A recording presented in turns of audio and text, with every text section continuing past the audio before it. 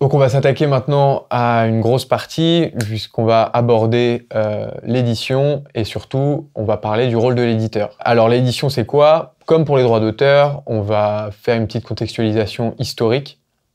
Elle est importante parce qu'elle va nous permettre vraiment de comprendre et resituer la différence entre le matériel et l'immatériel, entre l'œuvre et le produit, ce qu'on avait déjà dans le droit d'auteur avec le manuscrit et la création d'une œuvre et d'une création de l'esprit. Pendant longtemps, le rôle de l'édition, ça consistait à fabriquer des partitions de musique.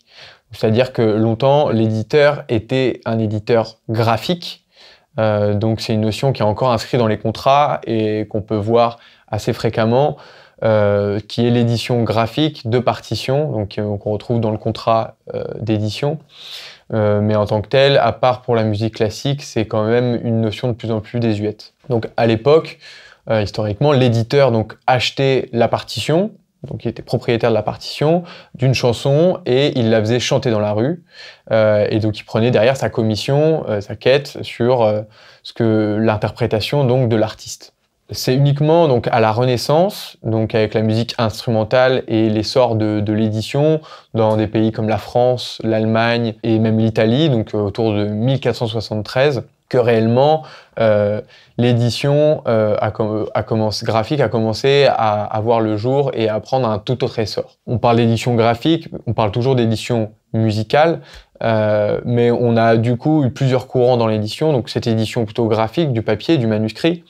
On va être ensuite, à la fin du XXe, plutôt sur CD, milieu du XXe vinyle, et début du XXIe, l'édition numérique, donc avec l'essor des plateformes. Donc on a de plus en plus donc, ce détachement de la partition, du graphique, avec l'arrivée et l'avènement donc forcément du numérique. Donc l'édition, elle doit toujours être mobile, elle doit toujours s'adapter aux enjeux modernes, et son idée, c'est de toujours pouvoir suivre les exploitations pour faire fructifier les droits d'auteur et récupérer au mieux donc toutes les exploitations des droits d'auteur pour justement l'auteur et pour son propre compte aussi pour l'éditeur.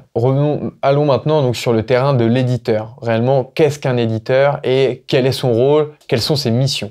Mathieu Chabot, donc, qui est une figure dans l'édition et qui est auteur du guide l'édition musicale, nous dit que l'éditeur de musique apporte une valeur supplémentaire. Votre éditeur doit réellement apporter quelque chose à votre projet, il ne doit pas seulement prendre des points, entre guillemets, prendre des pourcentages sur votre création. Il doit être vraiment un intermédiaire entre votre œuvre et le marché. Il doit permettre de développer les utilisations commerciales de votre œuvre. Il apporte un investissement humain, donc en conseil, en suivi. Il peut apporter un investissement pécunier. Donc il doit avoir justement plusieurs formes et à vous de trouver le bon éditeur et la personne qui vous convient pour vous accompagner là-dessus.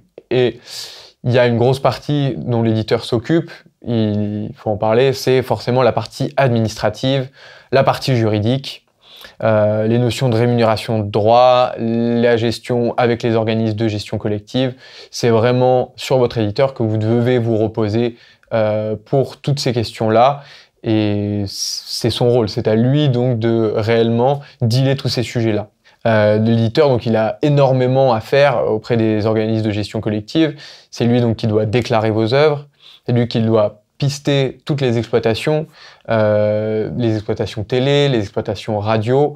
Il doit aussi faire en sorte que tous vos concerts soient bien déclarés. Votre petite feuille SACEM que vous remplissez à la fin de votre concert et qu'il faut bien donner. Si jamais ce n'a pas été fait, c'est lui, à travers la SACEM, qui va devoir renseigner toutes vos dates avec les preuves.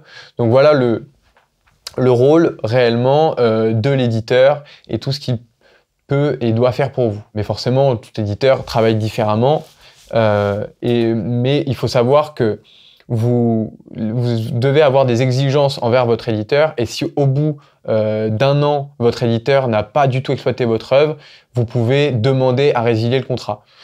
Dans la musique contemporaine, c'est 1 an. Dans la musique classique, c'est plutôt, les délais sont plus longs, c'est plutôt au bout de 2 ans. Comment est-ce que donc vous pouvez savoir si votre éditeur s'est bien occupé de vos éditions?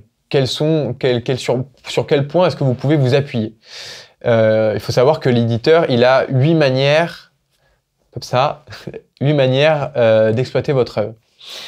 Et il doit au moins en réaliser 3. Je vais vous les énumérer. Donc, il y a de la diffusion en playlist, de la diffusion d'un support de vente, de la diffusion en live, donc il peut convaincre des radios, des chaînes de télé où vous trouvez des dates. Il doit être proactif sur la recherche et le placement de votre œuvre en synchronisation, sur de la pub ou dans un film. Il doit inciter et trouver des personnes avec qui créer des arrangements, inciter au sample également, qui peut être une source de rémunération via la demande de sample. Il doit aussi être moteur pour l'export de votre œuvre à l'étranger. Il peut aussi, c'est plus rare, mais être moteur sur la création de merchandising.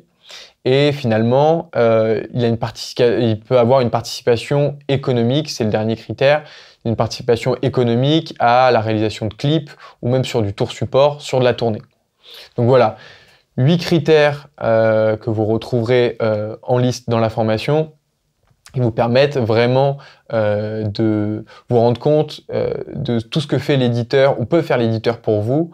Et techniquement, il doit au minimum remplir 3 de ces 8 critères pour que son travail soit reconnu et efficace et que vous n'ayez pas la possibilité de demander à rompre le contrat, ce qu'on n'espère pas. Il a donc ces différentes obligations. On va revenir très rapidement sur la synchro. Il a une obligation donc pour la synchro, la musique à l'image.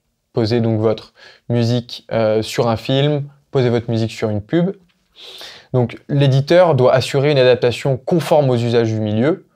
Il doit s'assurer de la diffusion de votre œuvre au mieux auprès de son réseau.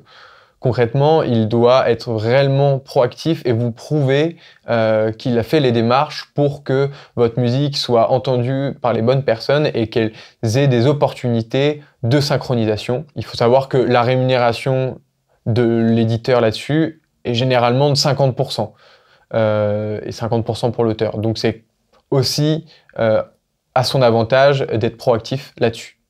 Très rapidement, il faut savoir que donc, vous, en tant qu'auteur, vous allez être lié à votre éditeur de manière générale par un contrat d'édition musicale et un contrat de cession audiovisuelle. Généralement, les deux sont attachés, même si ce n'est pas une obligation. Donc, c'est ce contrat qui va régir votre collaboration. Et pour aller plus loin encore, vous pouvez signer un pacte de préférence. On verra dans une prochaine vidéo tous ces contrats, ne vous inquiétez pas. Donc, il faut faire vraiment attention parce que vous aussi, en tant qu'auteur, en tant que musicien, en tant que créateur, vous avez des devoirs. L'un des premiers et des plus importants, c'est d'assurer à votre éditeur une exploitation paisible de votre œuvre. Qu'est-ce que ça veut dire? Ça veut dire que votre œuvre doit être clear, elle doit être propre, elle ne doit pas comporter de plagiat, de samples qui ne seraient pas clearés.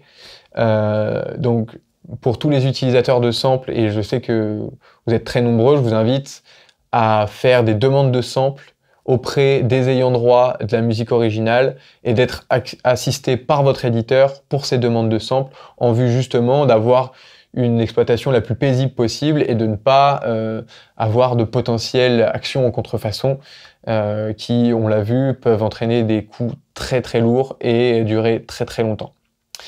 Donc votre éditeur, pour revenir sur ses missions globales, il doit vraiment vous guider. Chaque relation entre artiste et éditeur est quelque chose d'assez personnel, sur mesure. Même si vous avez des critères qui vous permettent de savoir si votre éditeur travaille bien votre œuvre, vous devez quand même être proactif l'un avec l'autre pour faire avancer et exploiter vos œuvres au mieux possible. En résumé, vous devrez savoir quoi demander à votre éditeur, mais il doit aussi bien savoir vous guider.